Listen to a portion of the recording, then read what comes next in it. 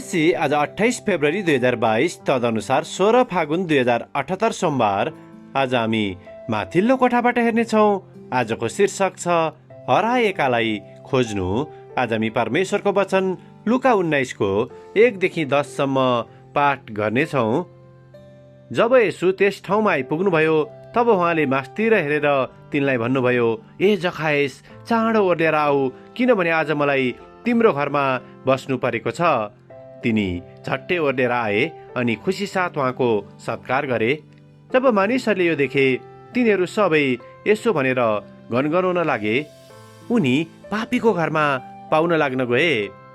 जखायसले खडा भएर प्रभुलाई भने, प्रभु हेर्नुहोस्, म आफ्ना सम्पत्तिको आधा भाग गरिबहरूलाई दिन्छु र कोहीबाट अन्यायपूर्वक केही लिएको छु भने म त्यसको 4 गुणा फिर्ता गरिदिनेछु। तब येशूले तिनलाई भन्नुभयो, आज यस घरमा मुक्ति आएको छ, किनकि यिनी पनि अब्राहमका छोरा हुन्। किनभने मानिसको पुत्र हराएकालाई खोज्न र बचाउन आएको हो। आमेन। लुका 19 को 5 लाई लेखक यहाँ जोड दिनुहुन्छ। जब येशू त्यस ठाउँमा आइपुग्नुभयो तब उहाँले माथितिर हेरेर तिनलाई भन्नुभयो, ए जखायस, चाँडो ओर्लेर आऊ, किनभने आज मलाई तिम्रो घरमा बस्नु परेको छ। आमेन। लेखक आफ्नो अनुभव र विचारलाई यहाँ यसरी प्रस्तुत गर्नुहुन्छ।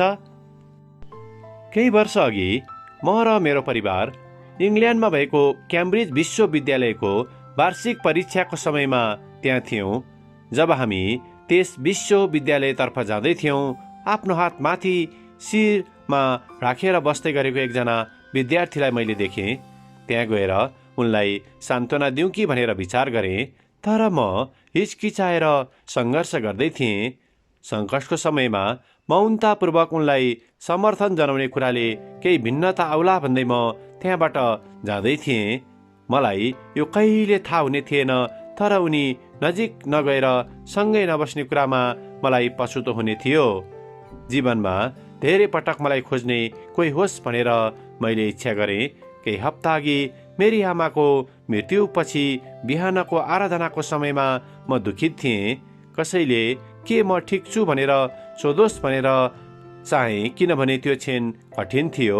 हुनसक्छ मेरो खेलाचीपूर्ण अनुहारले अरूहरूलाई मूर्ख बनाएको हो कि भनेर कसैले सोधेनन्। कतिपय अवस्थामा हामी डरबाट ठेस खाएकाहरूलाई खोज्नको निम्ति हिचकिचाउँदछौँ, तर यसो गर्नाले खाँचोमा परेकाहरूलाई हाम्रो समर्थन र सान्त्वना दिने अवसरलाई गुमाउन सक्छौँ।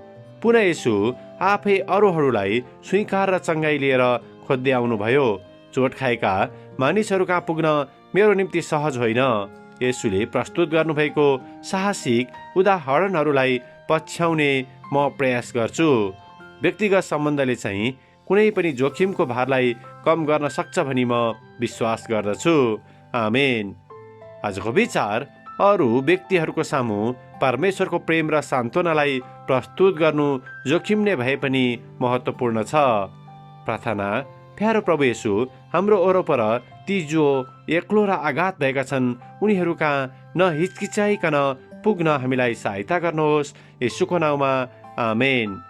आजको लेखक डोनाल्ड ग्रिली, इलिनोइस, अमेरिका।